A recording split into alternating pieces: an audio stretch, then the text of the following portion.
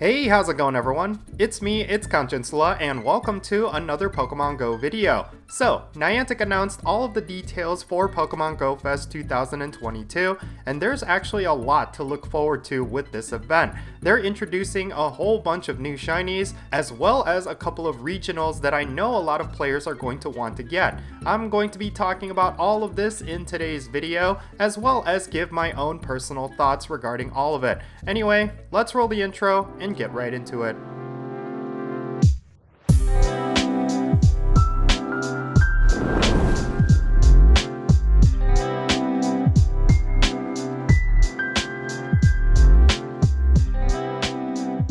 Okay, so let's talk about Pokemon GO Fest. So, Niantic announced a whole bunch of details regarding this event, more specifically regarding the global event that will be happening on Saturday, June 4th, going until Sunday, June 5th. They pretty much spilled the beans on how the event is going to go down, alongside all of the spawns that we will be getting even if you are not a ticket holder, and what special spawns will be spawning from Incense for those who purchased a ticket. First and foremost, let's go over the event format. There's going to be 4 rotating habitats throughout the day. This is pretty similar to every single Pokemon GO Fest ever since it went global. There's going to be a whole bunch of different spawns every single hour while this event is going on. There will also be a special research for ticket holders that will award you the Landform Shaman Pokemon. This is, of course, a mythical Pokemon that a lot of players have been looking forward to. Similar to last year, there will be all of these different bonuses that you can unlock through special challenges.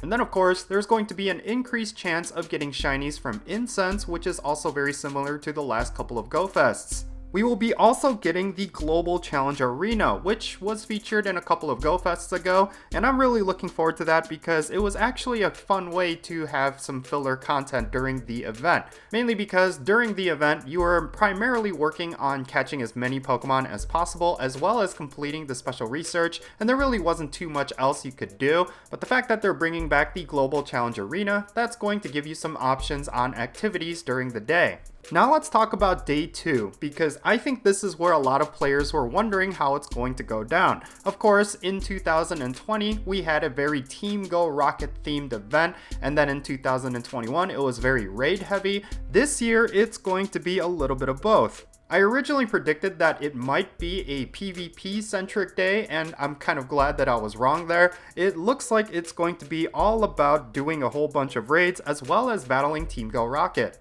It seems like it's going to be a little bit more chill this year. It's not necessarily going to focus on a single gameplay aspect of Pokemon Go, but it is going to be fun nonetheless. So here are the details. We're still going to have the Global Challenge Arena from the first day, and then we're going to see all of the event spawns from day 1 spawning around the clock.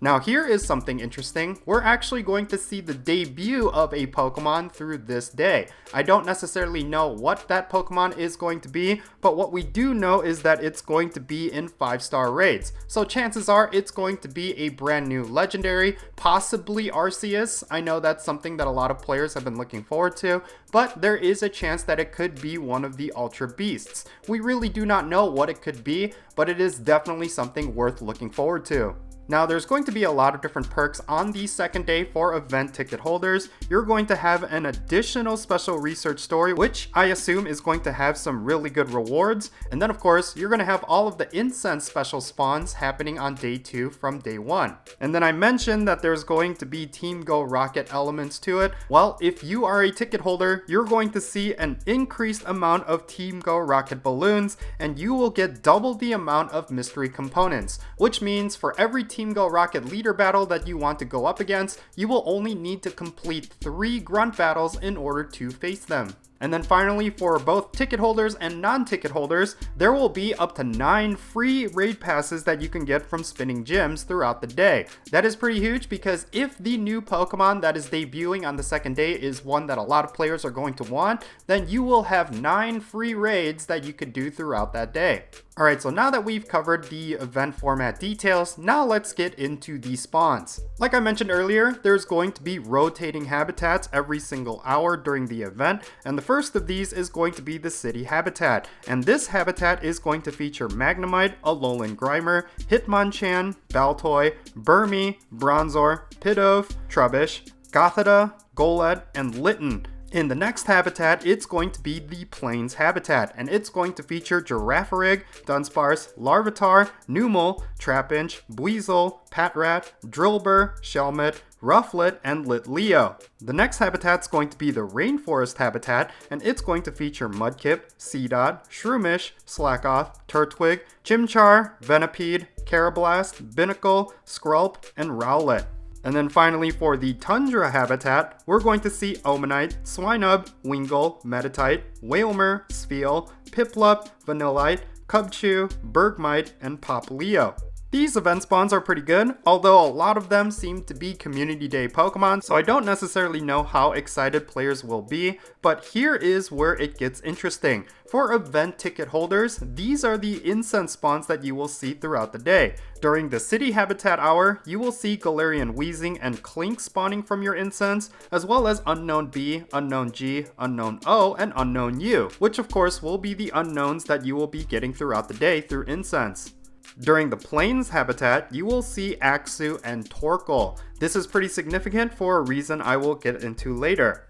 During the Rainforest habitat, you will see Pancham and Tropius. Now here is something interesting. Tropius is one of those Pokemon that is really powerful for the Go Battle League. The only problem is it is a regional, but since it is going to be spawning from Incense, this is one you will definitely want to target. If you are a ticket holder, I highly suggest you never ignore Tropius whenever it spawns. Not only is it powerful for the Go Battle League, but because it is a regional, a lot of players will want this Pokemon through trades. And finally, in the Tundra habitat, you will see Galarian Darumaka spawning from Incense, as well as Galarian Mr. Mime.